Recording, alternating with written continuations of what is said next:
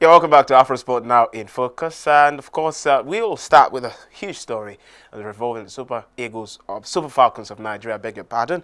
And President Bola Ahmed Tinubu on Monday showered the Super Falcons players and staff with national honors and cash prizes following their successful surgeon on the 2024 Women's Africa Cup of Nations. The Super Falcons claimed a historic 10th WAFCON title after coming from behind to beat host Morocco 3-2 in the final in Rabat on Saturday. Following their return to Nigeria, Tinubu received the players and the technical team in the grand event at the Presidential Villa in Abuja. The president conferred honors of the officer of the Order of the Niger on the Super Falcons and the technical crew. He also announced the allocation of 3-bedroom apartments in the Federal Capital Territory to each member of the team at the Renewed Hope Estate. President Tinubu also announced the cash reward of $100,000 each to the 24 players that represented Nigeria at the tournament, while the 11-member technical crew will each receive $50,000.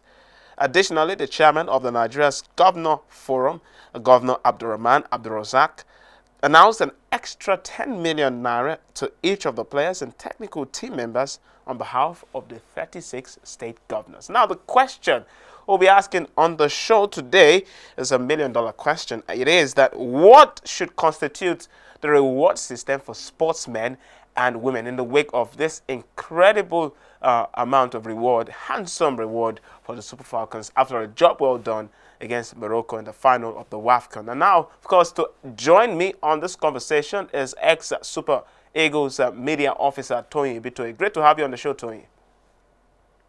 Thank you so much, Ayomide. Tony, first of all, I think the ideal place to start is, of course, to remember how well the Super Falcons did and, of course, why they deserve such kind of reward. Yeah, absolutely. And the first thing that, of course, came to my mind is that why am I not a member of the Super Falcons? So that I can benefit from the largesse. Absolutely. Yeah, but then on a serious note, it's deserved. They did well, you know, and I think it also goes to show, you know, the power of sports, the soft power of sports. Sports is such a powerful tool. It's a big unifying factor in Nigeria. We don't look at the Super Falcons, for example. It was Okoronkwo who passed the ball to Ejamilusi to score our equalizing goal. You know, it was Okoronkwo who passed to Echegini, and it's Ohale who is defending, and then there's Demey who is supporting and helping, and nobody bothers to think about this is from the south, this is from the east, this is from the north, this is from the west. Everybody plays together as a team. So it's in recognition of that unifying power that makes the federal government reward sports, football, particularly football, the way they do.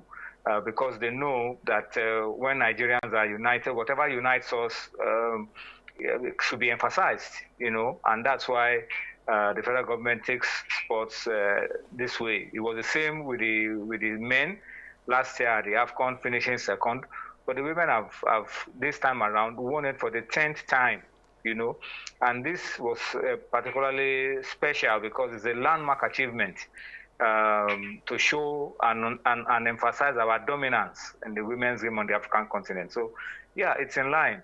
A lot of people believe maybe it's too much work. That's an argument for another day.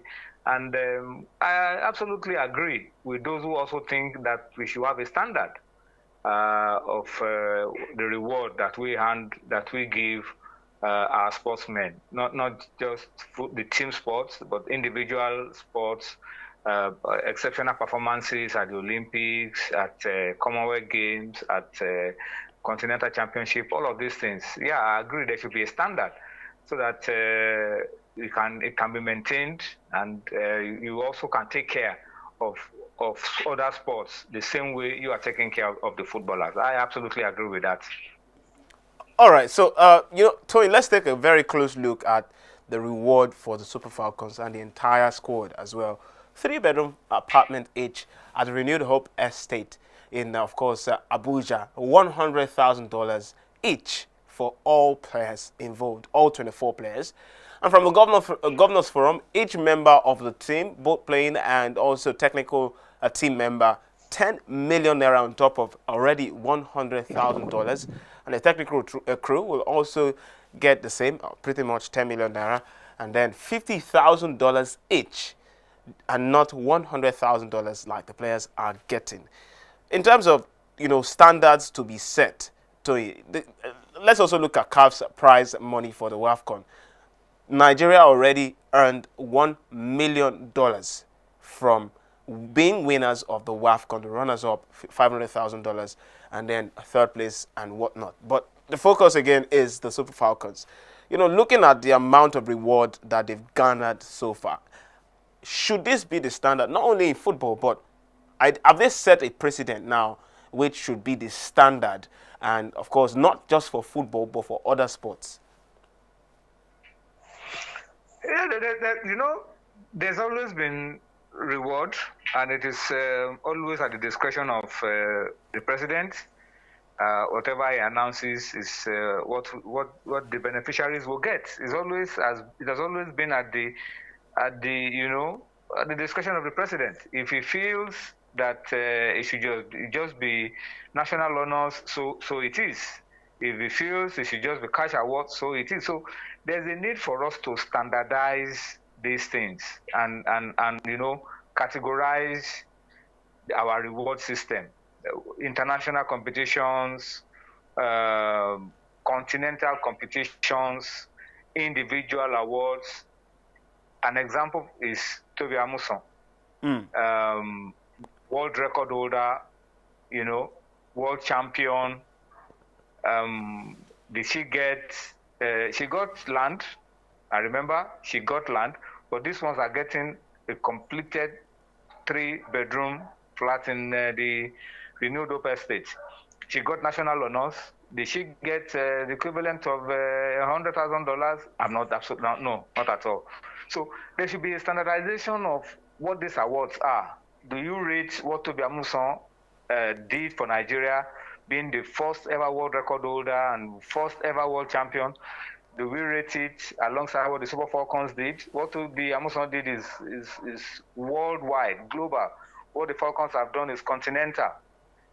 So I agree with those who believe that there should be a standard. In the past, we never used to reward silver medalists.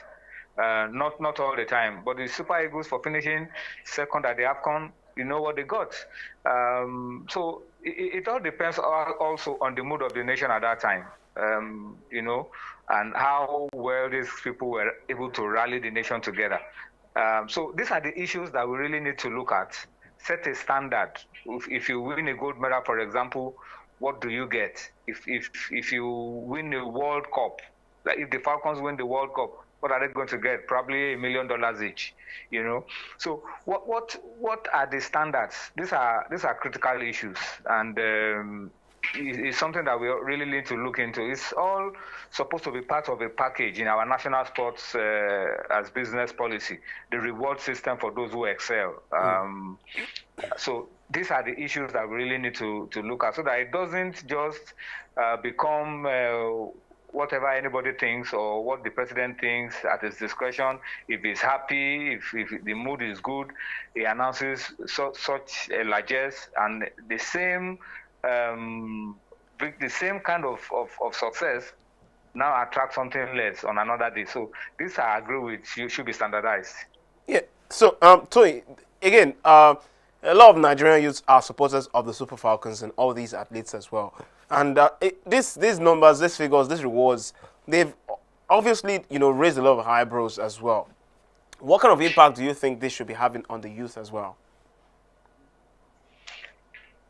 I understand exactly what they feel when they look at the minimum wage and they look at protests by retired policemen just a few days ago, the gratuity of civil servants and all of it. Yeah, but two how do they say it? Two truths can coexist. The fact of the case is that Nigeria is rich. Nigeria can afford to take care of all those who have done us proud. Nigeria can afford to take care of all those who have served us well. So the youth shouldn't just look at what has been given to the Falcons and feel that, no, this is too much. The country is rich enough to take care of all those who have served us well. And I think that's the bigger picture. Policemen, teachers, doctors, lecturers. It's all about our value system. We should also begin to now, look at something that... So you didn't mention journalists there, Take care. Hey, journalists, we too. Yes. For all the noise we make, for all the hype, we are not always remembered. Even when national honors are given out every year, the National Merit Awards, you hardly see journalists there. So these are some of the things that should be reflected. It should be balanced. It should be very well, rounded, and it should cover every area of our national life, not just the sportsmen. Everybody, sportsmen, military men, teachers, anyone who has done this nation proud and has served diligently deserves to enjoy this kind of largesse that Mr. President announced. Okay, but Tony, let me put you on the spot. Maybe you may not like that, but in terms of achieving a balance, like you said, for the youth, they should try to understand. For every person's concern, should try to understand. But in terms of reaching an equilibrium, how can that be achieved? That's a tough one, but it's all about the value that you are adding to the nation. We should get our values right. We should get our priorities right. We should reflect on what makes us, our hearts beat as one as a nation.